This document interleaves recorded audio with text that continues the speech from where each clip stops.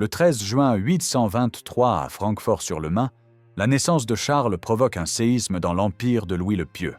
L'empereur a déjà 3 fils de son premier mariage avec Ermengarde, Lothaire, Pépin et Louis.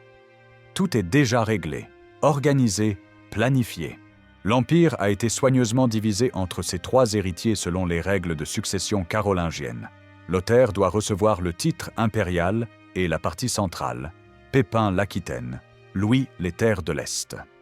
Mais voilà que Judith de Bavière, la nouvelle épouse de l'empereur, met au monde un 4e fils. Cette femme intelligente et ambitieuse va consacrer toute son énergie à assurer un héritage digne pour son enfant. Elle ne veut pas que Charles soit relégué au rang de simple évêque ou abbé, sort habituel des fils cadets. Elle exige pour lui un royaume, une vraie part de l'empire. Cette revendication déclenche une guerre familiale dévastatrice. Les 3 demi-frères de Charles voient cette naissance comme une menace directe contre leurs intérêts. Chaque territoire donné au petit dernier sera forcément pris sur leur propre part. La rage monte, les tensions s'accumulent, l'empire commence à se fissurer avant même que Charles ait appris à marcher. Louis le Pieux essaie tant bien que mal de satisfaire tout le monde. En 829, il nomme Charles duc d'Alémanie. Ce geste est une provocation pour les aînés qui se révoltent immédiatement. En 830, ils prennent les armes contre leur propre père. La rébellion aboutit à la déposition temporaire de Louis le Pieux. Charles, qui n'a que 7 ans, est arraché à sa mère et enfermé dans un monastère. Judith est accusée d'avoir ensorcelé l'empereur et jeté dans un couvent. Mais Louis le Pieux n'est pas homme à se laisser abattre. En 834, il reprend le pouvoir avec l'aide de fidèles restés loyaux. Charles retrouve sa liberté et sa mère. L'empereur, furieux de la trahison de ses fils aînés, décide de récompenser généreusement son Benjamin. En 838, il lui attribue un vaste territoire comprenant le Maine et les régions entre Seine et Loire. Puis, après la mort de Pépin en décembre 838, il lui donne carrément l'Aquitaine. Le partage de Worms en mai 839 pousse l'avantage encore plus loin. Charles reçoit la partie occidentale de l'Empire entre Meuse et Seine, la Bourgogne occidentale et méridionale, la Provence, la Neustrie, la Marche de Bretagne, le royaume d'Aquitaine, la Gascogne et la Septimanie. C'est un territoire immense qui dépasse largement ce que ses frères avaient reçu à âge comparable. Louis le Pieux a clairement choisi son favori. Les conséquences sont immédiates et catastrophiques. Lothaire, Louis le Germanique et même Pépin II, le fils du défunt Pépin, sont furieux. L'Empire est désormais déchiré par des haines familiales qui ne s'éteindront qu'au prix de milliers de morts. Charles grandit dans ce contexte de violence permanente.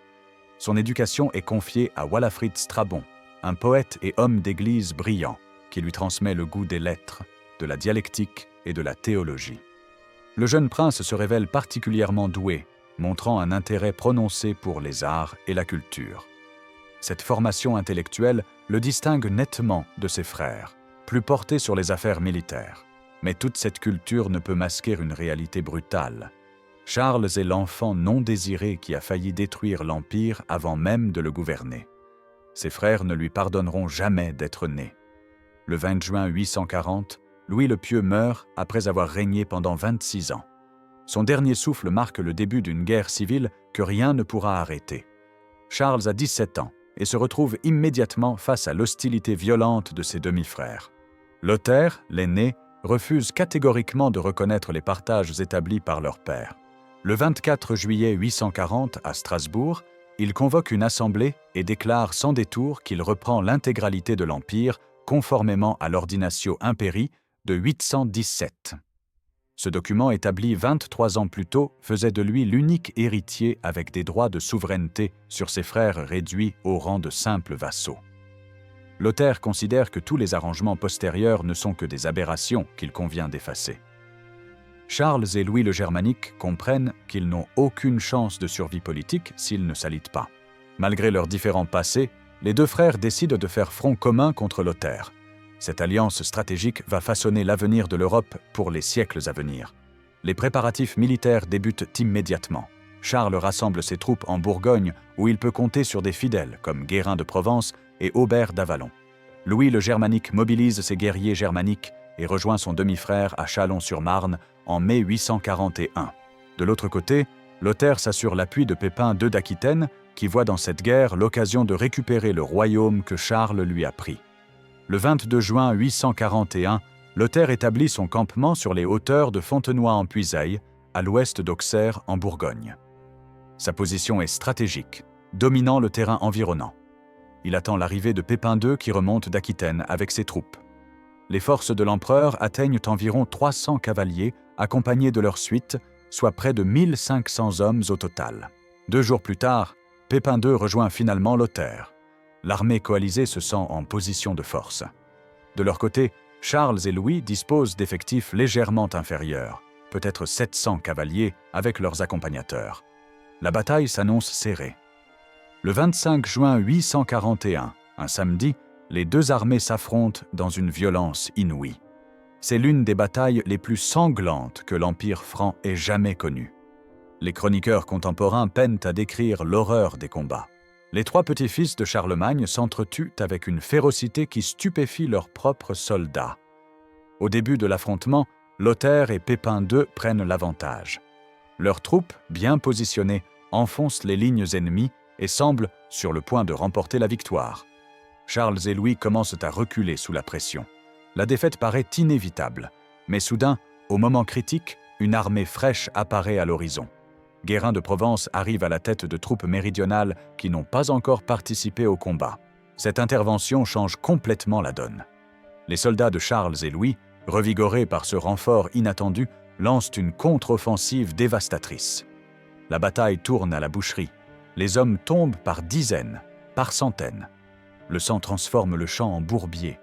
Les cris des mourants se mêlent aux hurlements de rage des combattants. Lothaire voit ses meilleures troupes se faire massacrer sous ses yeux. Pépin II, lui-même blessé, comprend que la situation est perdue. Finalement, les forces de Lothaire cèdent et battent en retraite dans le désordre.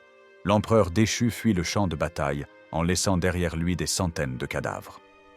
Charles le Chauve et Louis le Germanique remportent une victoire décisive, mais à un prix effroyable. Parmi les morts figurent les comtes Ratier et Girard, gendres du défunt Pépin Ier. Les familles nobles de l'Empire pleurent leurs fils, leurs frères, leurs pères. Un légat papal qui tentait de réconcilier les 3 frères est capturé par Charles, qui le renvoie avec des reproches sévères, après lui avoir fait jurer de ne plus jamais prendre les armes. Dans un geste remarquable, les vainqueurs ordonnent que les blessés et les morts des 2 camps reçoivent les mêmes soins et les mêmes sépultures. Tous les prisonniers sont libérés sans rançon. Cette générosité ne peut toutefois masquer l'ampleur du désastre. La plus grande famille d'Europe vient de s'entre-déchirer dans une guerre fratricide dont les conséquences marqueront l'histoire pour toujours. Le poète Engelbert, qui combat aux côtés de Lothaire, rédige des vers poignants sur cette bataille. Là où le sang de la race franque est massacré, là où la ruine, les plaines et les forêts tremblent, ni la rosée, ni la pluie ne donnent leur fraîcheur à ce champ où sont tombés les hommes forts qui se battent, le père, la mère, la sœur, le frère, les amis, les morts ont pleuré avec des larmes. Fontenoy-en-Puisaye marque un tournant irréversible. L'unité de l'Empire carolingien vient de voler en éclats dans le sang et les cris. Plus jamais les terres de Charlemagne ne seront réunies sous un seul souverain. La France, l'Allemagne et l'Italie sont en train de naître dans la douleur et la violence. 8 mois après le carnage de Fontenoy, Charles le Chauve et Louis le Germanique se retrouvent à Strasbourg le 14 février 842. La victoire militaire ne suffit pas. Lothaire, bien que défait, reste une menace. Il peut encore rassembler des troupes, trouver de nouveaux alliés, relancer la guerre. Les 2 frères comprennent qu'ils doivent sceller leur alliance de manière plus solennelle, plus définitive. Ce qui se passe ce jour-là à Strasbourg va avoir une portée historique considérable, bien au-delà de la simple politique. Les 2 rois vont prononcer des serments d'assistance mutuelle devant leurs armées respectives. Mais ils vont le faire d'une manière totalement inédite qui préfigure la naissance des nations européennes. Charles prononce son serment en langue tudesque, la langue germanique parlée par les troupes de Louis. Louis prononce le sien en langue romane, l'ancêtre du français parlé par les soldats de Charles. Ensuite, les 2 armées prêtent également serment, chacune dans sa propre langue.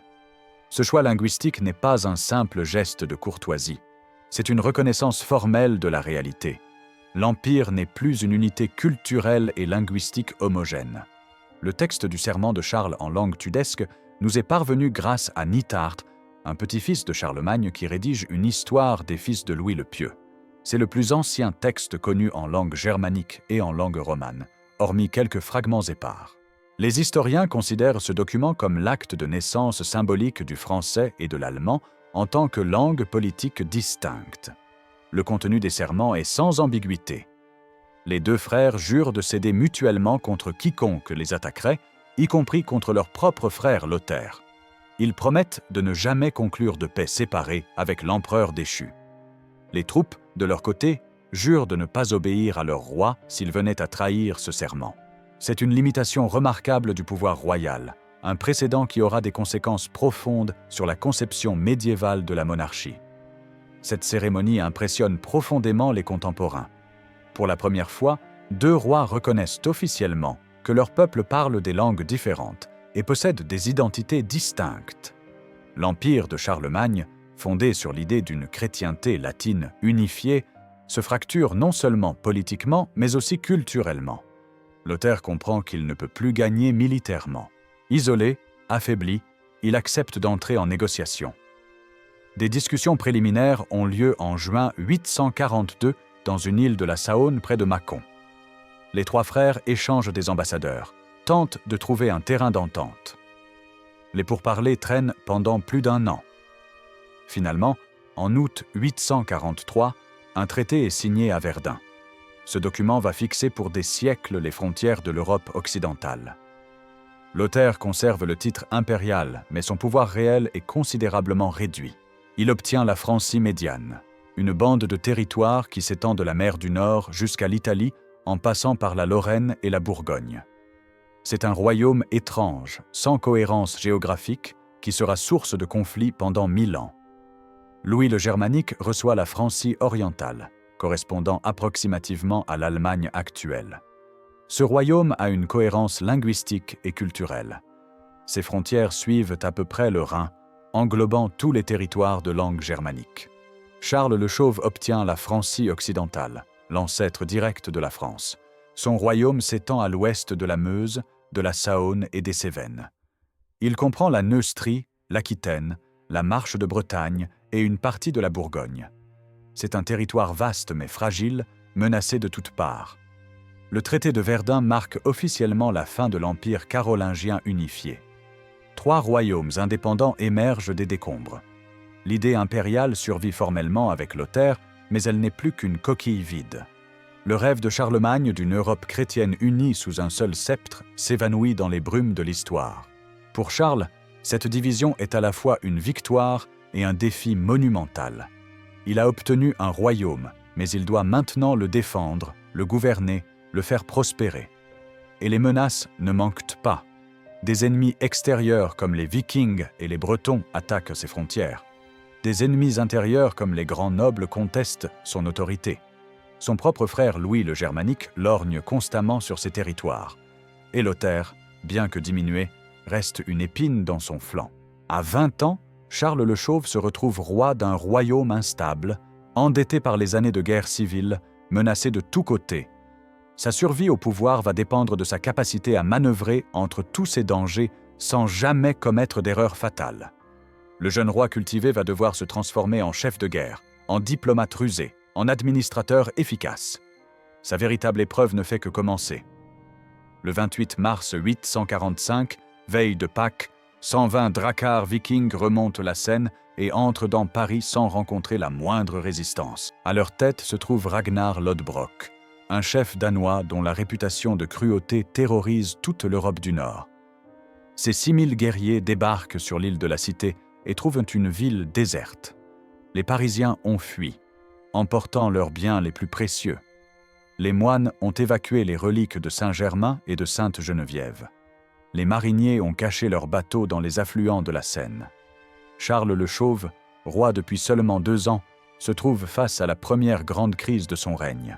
Les Vikings ne sont pas des ennemis comme les autres. Ils ne cherchent pas à conquérir des territoires, à établir des gouvernements, à percevoir des impôts. Ils veulent simplement piller, brûler, tuer, puis repartir chargés de butin. Leurs raids éclairs sont impossibles à anticiper et très difficiles à contrer. Le jeune roi rassemble en hâte une armée pour protéger l'abbaye de Saint-Denis, l'un des sanctuaires les plus riches du royaume. Il divise ses troupes en 2 groupes qu'il positionne sur chaque rive de la Seine. C'est une erreur tactique monumentale. Sans pont pour relier les 2 forces, elles ne peuvent pas se soutenir mutuellement. Ragnar, guerrier expérimenté, identifie immédiatement le maillon faible.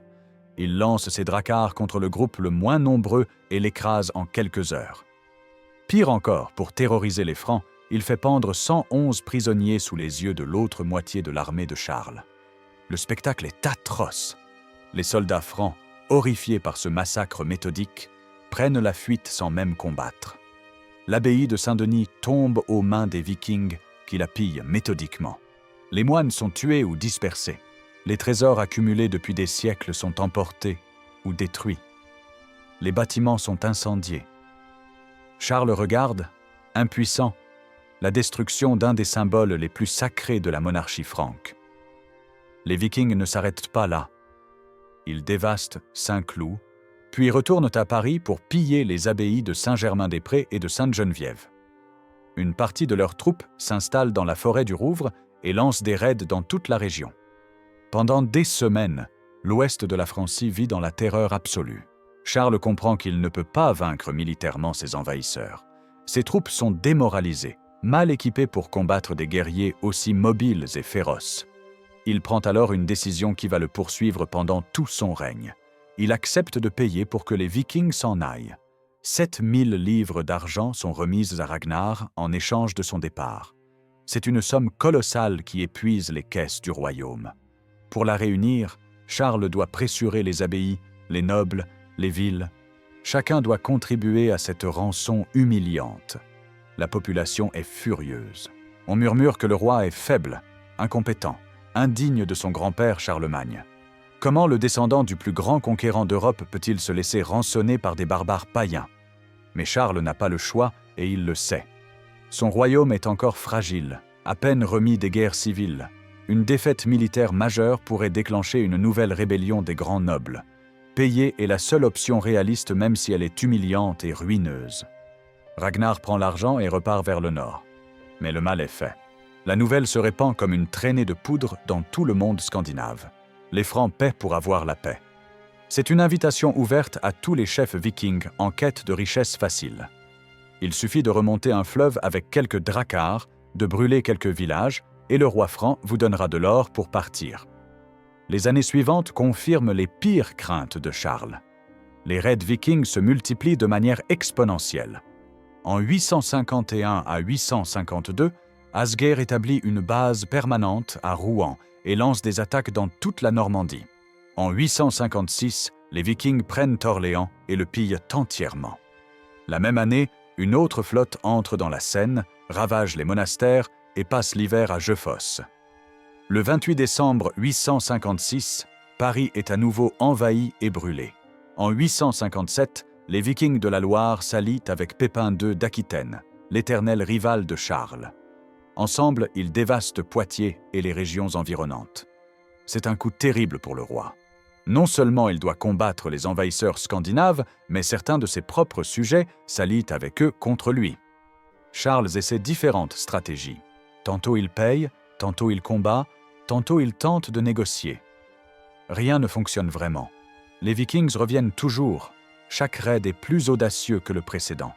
Ils remontent de plus en plus loin dans les terres, pillent des villes de plus en plus importantes, restent de plus en plus longtemps.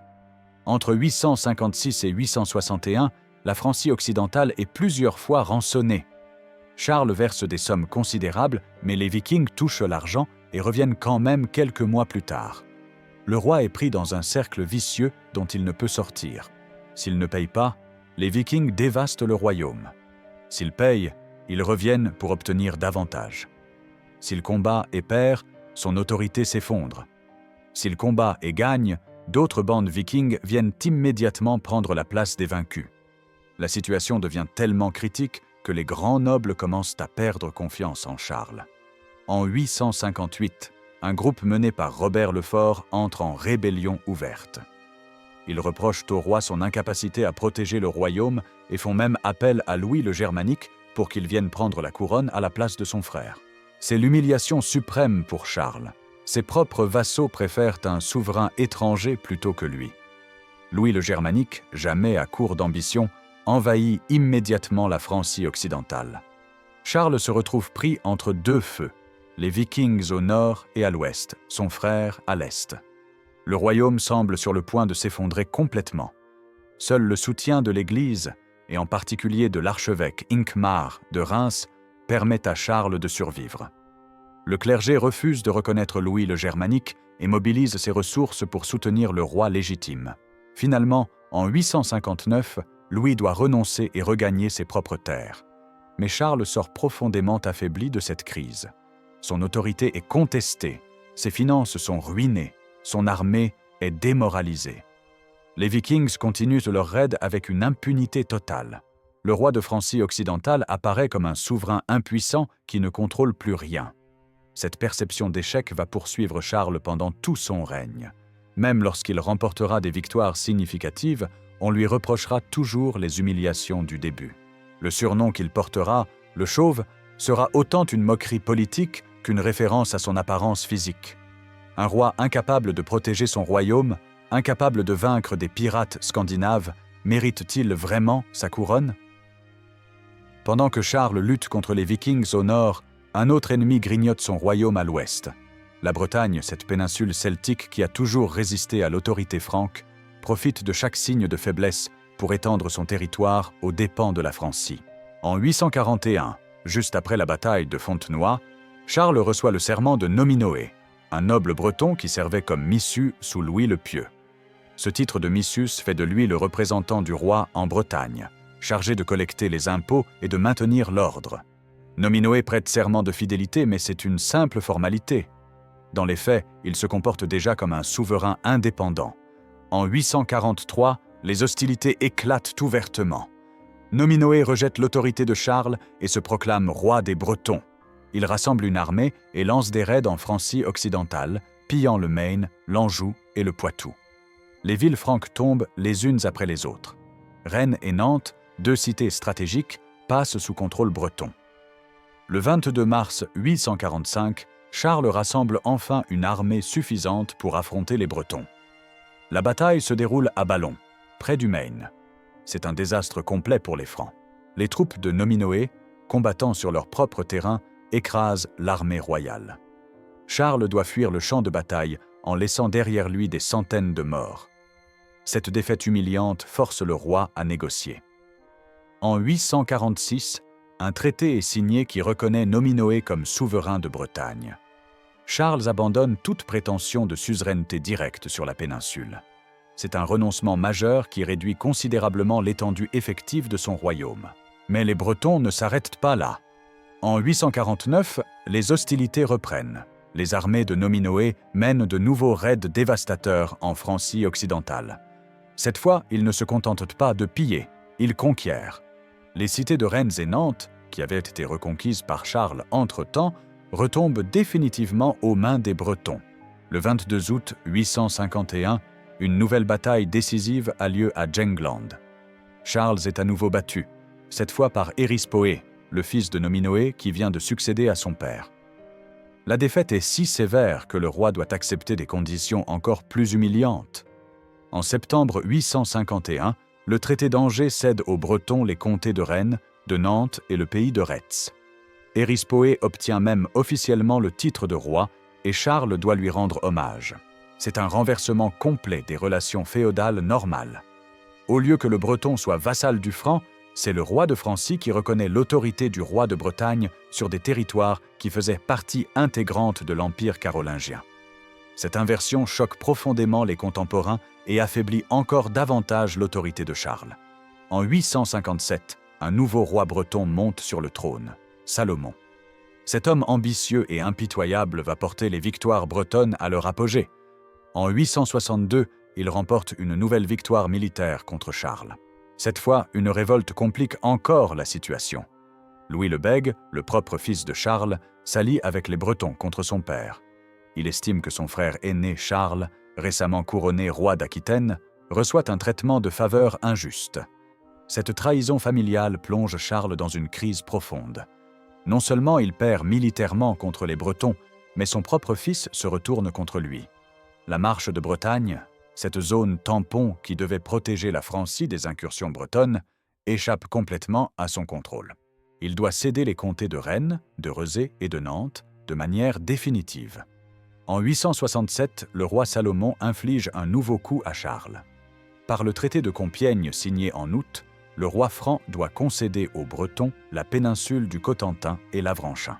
Ce sont des territoires considérables qui élargissent massivement le royaume breton. La Bretagne atteint son extension maximale, contrôlant désormais une large partie de l'ouest de la France actuelle. Ces défaites successives face aux Bretons contribuent énormément à la réputation d'échec qui poursuit Charles. Ces sujets ne comprennent pas comment le petit-fils de Charlemagne peut perdre autant de batailles contre des Celtes considérés comme des barbares arriérés. Les chansons satiriques circulent dans tout le royaume, moquant le roi incapable de défendre ses frontières. La situation est d'autant plus frustrante que les Bretons ne sont pas si nombreux. Leurs armées sont petites comparées aux forces que Charles peut théoriquement mobiliser. Mais ils combattent sur leur terrain, dans des marécages et des forêts qu'ils connaissent parfaitement. Leurs tactiques de guérilla rendent inefficaces les grandes armées franques habituées aux batailles rangées. Chaque fois que Charles lance une offensive, les Bretons se dispersent, harcèlent ses troupes, coupent ses lignes de ravitaillement, puis contre-attaquent quand l'armée franque est épuisée. Pire encore, les Vikings profitent régulièrement de ces conflits franco-bretons pour intensifier leurs propres raids.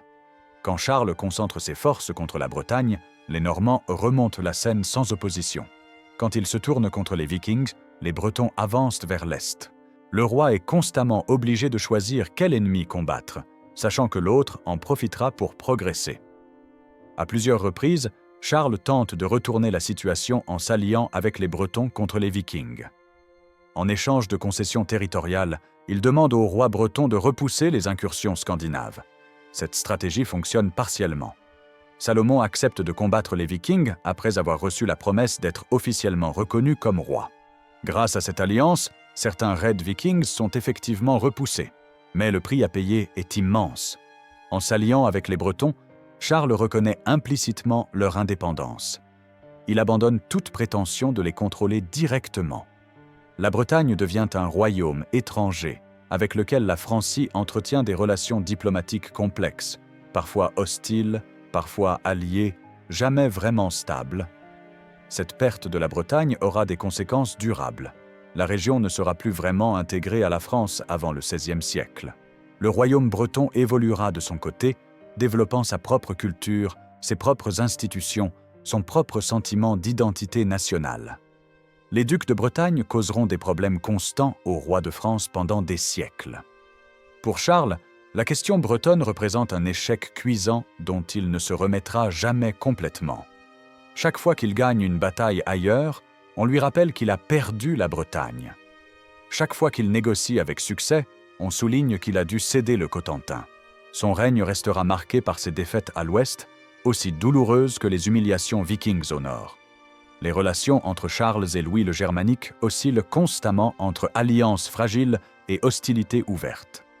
Le traité de Verdun était censé régler définitivement le partage de l'Empire, mais aucun des deux frères n'est vraiment satisfait. Chacun lorgne sur les territoires de l'autre, attendant le moindre signe de faiblesse pour progresser. En 858, la crise atteint son paroxysme. Charles est englué dans ses guerres contre les Vikings et les Bretons. Son autorité est contestée par les grands nobles qui le jugent incompétent. Certains d'entre eux, menés par Robert le Fort, envoient secrètement des messagers à Louis le Germanique. Leur message est clair. « Venez prendre la couronne de Francie occidentale, nous vous soutiendrons. » Louis ne se fait pas prier. Il envahit le royaume de son frère avec une armée considérable. Les nobles rebelles lui ouvrent les portes des villes. Louis progresse rapidement vers le cœur de la Francie sans rencontrer de résistance sérieuse. Charles, pris de court, doit fuir en Bourgogne pour éviter d'être capturé. La situation semble désespérée. Le roi légitime est en exil dans sa propre Bourgogne, pendant qu'un envahisseur étranger parade dans son royaume. Les grands vassaux font allégeance à Louis. Les villes lui ouvrent leurs portes. L'administration royale se rallie au nouveau maître. En quelques semaines, Charles a perdu le contrôle effectif de la quasi-totalité de son territoire. Mais Louis commet une erreur stratégique majeure. Il sous-estime le pouvoir de l'Église. L'archevêque Hincmar de Reims, conseiller de longue date de Charles, refuse catégoriquement de reconnaître l'usurpateur. Il mobilise tout le clergé de Francie occidentale contre Louis. Les évêques dénoncent en chair l'invasion comme un sacrilège. Les moines prient pour le retour du roi légitime. Les abbayes ferment leurs portes aux troupes de Louis. Cette résistance ecclésiastique change complètement la donne. Louis comprend qu'il ne pourra jamais gouverner effectivement sans le soutien de l'Église. Les nobles peuvent lui faire allégeance, mais ce sont les évêques qui contrôlent l'administration, l'éducation, une grande partie des finances. Sans eux, son pouvoir reste superficiel. De plus, les Vikings profitent de la situation pour intensifier leurs raids. Sans autorité centrale efficace pour les combattre, ils remontent la Seine jusqu'à Paris et pillent la ville une fois de plus. Les nobles qui avaient soutenu Louis commencent à regretter leur choix.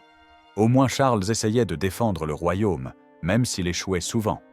Louis, lui, est trop occupé à consolider son usurpation pour s'occuper des envahisseurs scandinaves.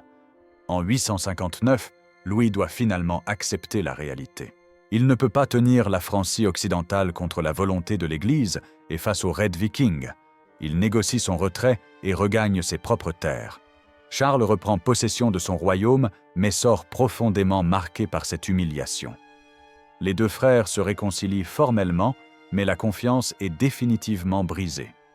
Ils savent tous les deux que la paix n'est que temporaire, que chacun attend l'occasion de prendre l'avantage sur l'autre. Cette méfiance permanente empoisonne toutes leurs relations futures. En 869, une nouvelle opportunité se présente quand Lothaire II, roi de Lotharingie et neveu de Charles, meurt sans héritier légitime. Son royaume, cette bande de territoire qui s'étend de la mer du Nord aux Alpes, devient soudain vacant. C'est un territoire stratégique immense qui comprend des régions riches comme la Lorraine et la Provence. Charles se précipite. Le 9 septembre 869, il se fait couronner roi de Lotharingie à Metz par l'archevêque Hincmar de Reims. C'est un coup d'éclat qui double presque la taille de son royaume. Il pousse même jusqu'à Aix-la-Chapelle, la capitale symbolique de Charlemagne, pour affirmer sa légitimité. Mais Louis le Germanique réagit immédiatement. Il envahit la Lotharingie par l'Est avec une armée massive. Charles ne peut pas défendre seul un territoire aussi vaste contre un adversaire aussi déterminé.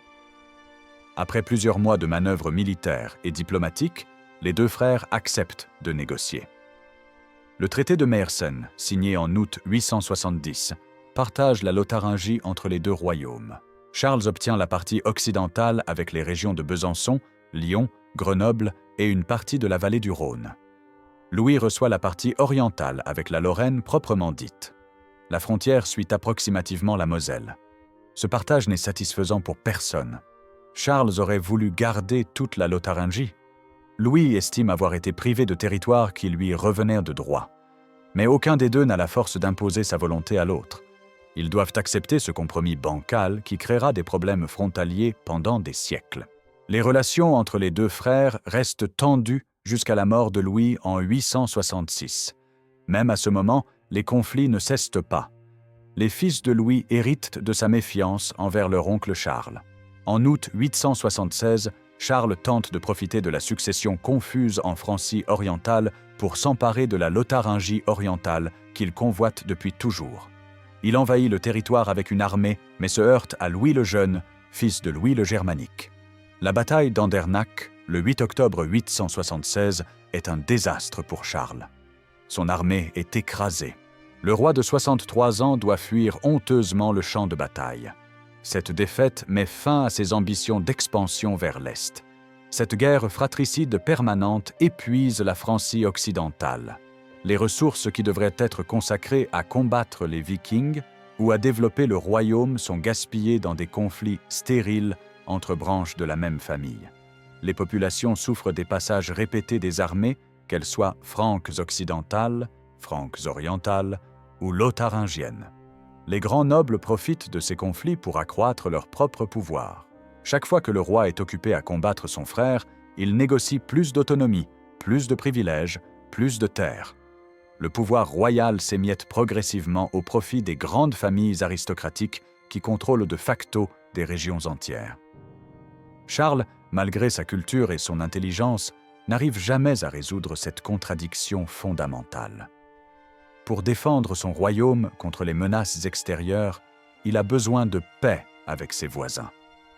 Mais pour satisfaire l'ambition de ses vassaux et maintenir son prestige, il doit constamment chercher à s'agrandir.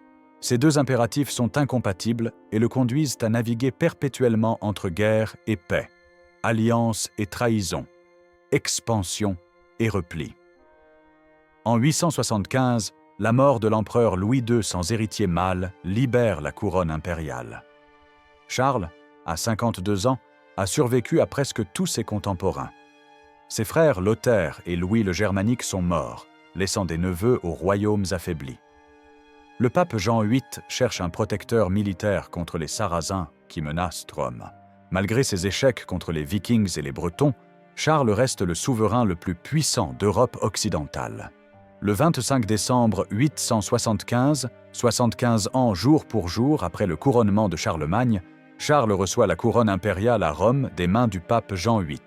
C'est l'apogée de son règne après des décennies de luttes et d'humiliations.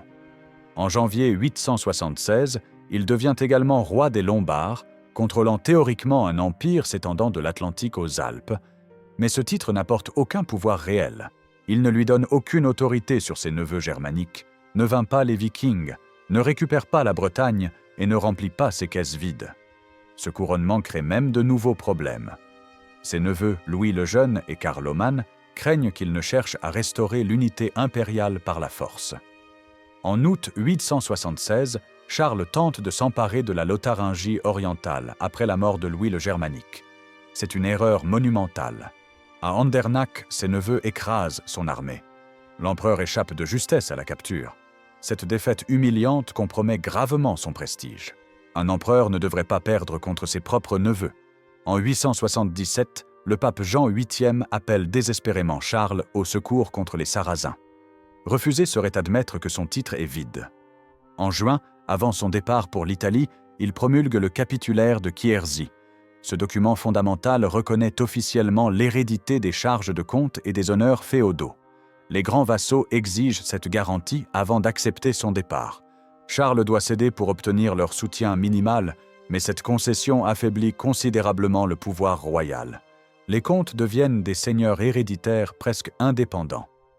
Le capitulaire marque une étape cruciale dans la transformation de la monarchie carolingienne en système féodal.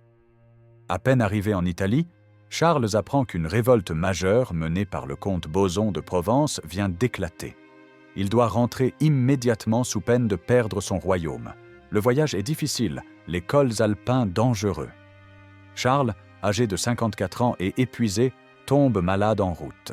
Le 6 octobre 877, il meurt d'une pleurésie dans le petit village d'Avrieux en Savoie, loin de son royaume et de sa famille, en fuyant une révolte de ses vassaux.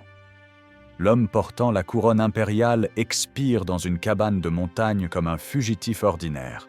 Son corps est rapatrié dans des conditions épouvantables. La chaleur accélère la décomposition et le cercueil doit être vidé plusieurs fois. Le surnom « le Chauve » reste mystérieux. Selon la version la plus répandue, Charles se serait fait raser le crâne le 5 mai 877 lors de la consécration de l'abbaye Saint-Corneille à Compiègne, un geste spectaculaire de soumission à l'Église. La coutume franque exigeait que les rois portent les cheveux longs, signe distinctif de la royauté. Se raser violait cette convention sacrée. Cette interprétation s'inscrit dans sa politique de toujours s'appuyer sur l'Église face aux défaites militaires et révoltes nobiliaires. Une autre explication transforme le surnom en insulte politique. Dans son enfance, ses demi-frères avaient tous reçu des royaumes, tandis que Charles, né d'une autre mère, n'en avait aucun. Il était chauve au sens figuré, sans couronne, donc sans royaume. Le chauve signifierait l'exclu, le déshérité, celui qui n'aurait jamais dû régner. Ses ennemis auraient maintenu ce sobriquet moqueur pour rappeler qu'il était un roi illégitime. Il est également possible qu'il ait simplement souffert d'une calvitie précoce. particulièrement embarrassante pour un roi franc dont les cheveux longs étaient un attribut essentiel. Charles règne 37 ans sur la Francie occidentale, l'un des règnes les plus longs de l'époque. Le bilan territorial est contrasté. Il perd la Bretagne, le Cotentin, l'Avranchin et la Normandie. Mais il obtient la Lotharingie occidentale, la Provence et temporairement l'Italie. Au final, les territoires qu'il contrôle à sa mort sont plus étendus qu'au début. Militairement, les défaites contre les Vikings et les Bretons ont éclipsé ses victoires en Aquitaine et en Bourgogne. Il ne trouve jamais de solution efficace contre les Vikings. Le capitulaire de Quierzy accélère la féodalisation. En 864, il crée la monnaie royale, l'une des plus anciennes institutions françaises existant encore aujourd'hui. Culturellement, le règne est remarquable. Charles est véritablement cultivé, parlant latin couramment et s'intéressant à la théologie. Sa cour devient un centre intellectuel brillant. Les scriptoria produisent des centaines de manuscrits enluminés, chefs-d'œuvre de l'art médiéval. Il développe une relation particulière avec l'Église qui survivra des siècles, s'appuyant sur les évêques pour contrebalancer les nobles. L'archevêque Hincmar de Reims est son conseiller pendant 30 ans. L'évaluation historique fut longtemps négative. Comparé à Charlemagne, Charles apparaissait faible. Mais l'historiographie moderne souligne qu'il a affronté des défis insurmontables. Les Vikings étaient un ennemi nouveau, impossible à vaincre par les méthodes traditionnelles. Survivre politiquement pendant 37 ans dans ces conditions témoigne d'une habileté considérable. Il a posé des fondations durables pour le royaume de France. Le traité de Verdun établit les frontières qui sépareront France et Allemagne pendant 1000 ans. Ses institutions administratives et son mécénat culturel survivent. Charles apparaît finalement comme une figure tragique.